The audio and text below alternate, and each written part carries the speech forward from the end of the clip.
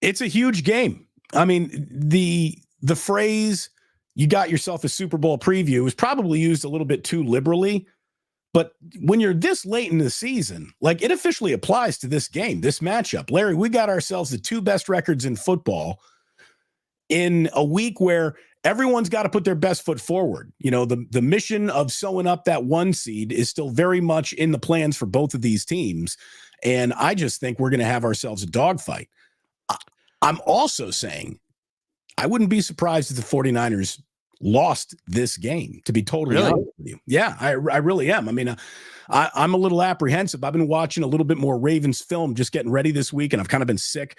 So I've been, just I won't say I've been grinding the tape.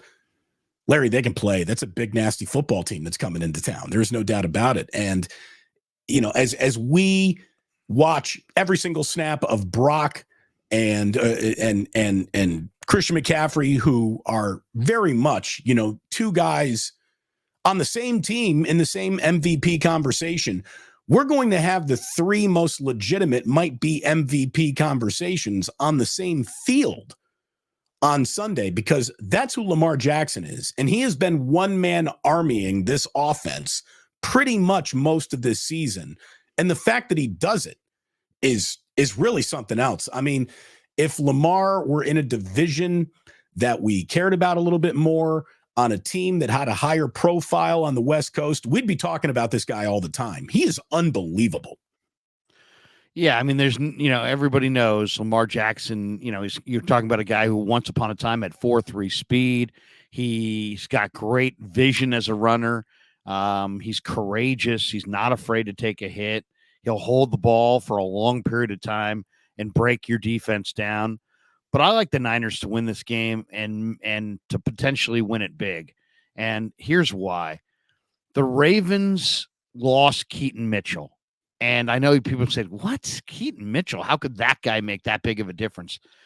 He was an undrafted free agent running back out of East Carolina, but he's 5'10", 215 pounds, and super fast.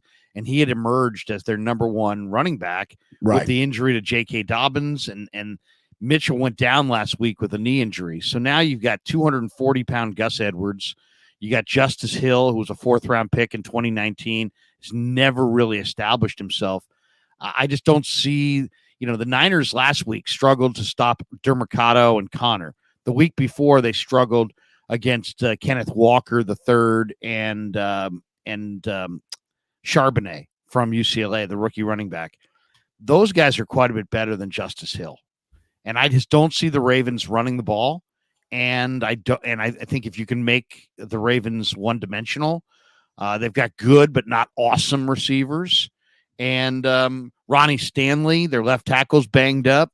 I think the Niners can definitely win on the line of scrimmage in this game. And then as far as the defense, the Ravens have a great defense. And on paper, you look at them, Damon, and say, man, Michael Pierce is like 360 in the middle.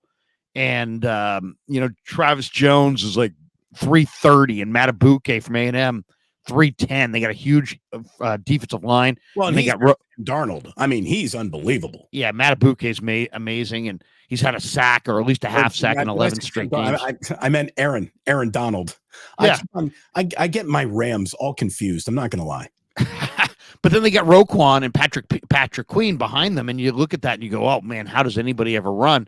But if you look deep into the numbers, the Ravens have struggled to defend, teams that use the fullback and have the two backs. The Niners use a ton of 21 and 22 personnel. I really think, the Ravens go with some lighter boxes to help them in pass defense. And I just really think that you're going to see the 49ers both run the ball and stop the run. And I expect as long as Purdy can continue to play the way he's playing, which is kind of, high-end football where he makes plays and he takes care of the football, I think the 49ers are going to win this game by 10.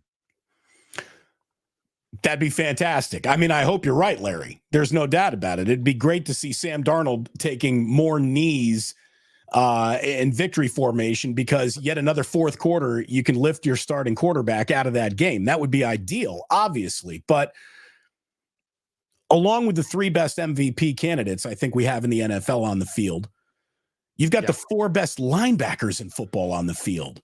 I mean, when you look at Warner and Greenlaw, we all know what they do.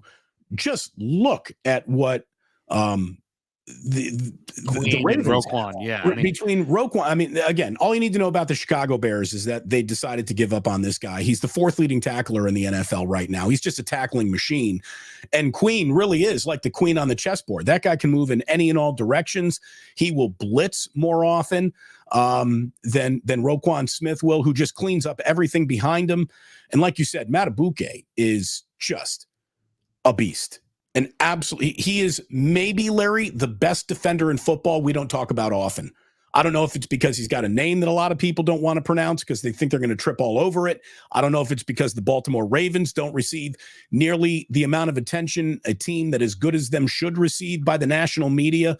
But this guy is just, he's an all-pro. I mean, he's having a monster season right in plain sight, and nobody's talking about it. The guy's got 12 and a half sacks. Oh, I know. No, he's big time. He's big time.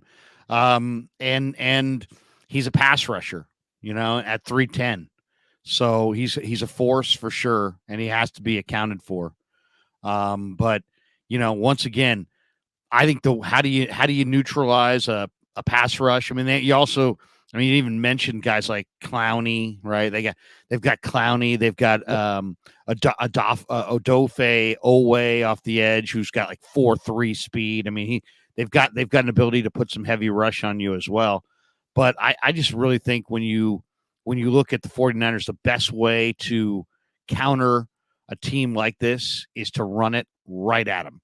And when you look at the Ravens, they're dead last in EPA per rush. They're dead last in success rate. They're dead last in yards after contact per rush. They're number 4 worst in yards per carry. I didn't mean to interrupt you. What's the rhyme or reason to any of that? Because you look at their defense, either the talent or the fact that they're the number 2 ranked defense in the NFL right now. And where does that weakness come from? Why is that such an incomplete on their report card? It's because Mike McDonald likes to play with the light boxes to help them in the pass coverage.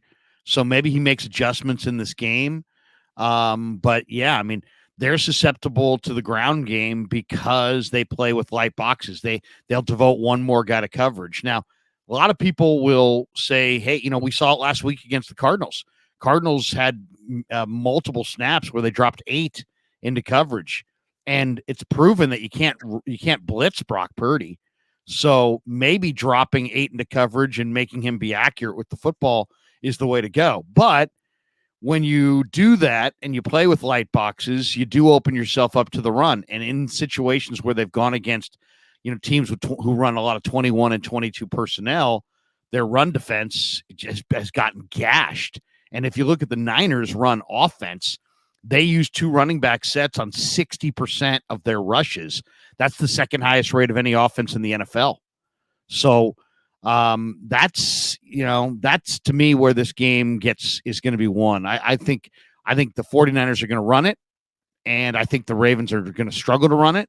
And ultimately that's the beginning of kind of the football equation. Yeah. And then it comes down to the quarterback and if Lamar, I mean, there's no doubt in my mind that the MVP could be decided on Monday night.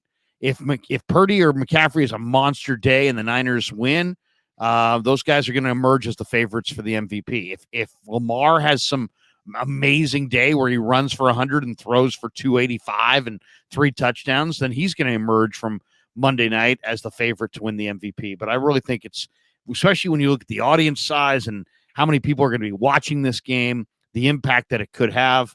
I think this game's going to go a great distance to determining that award.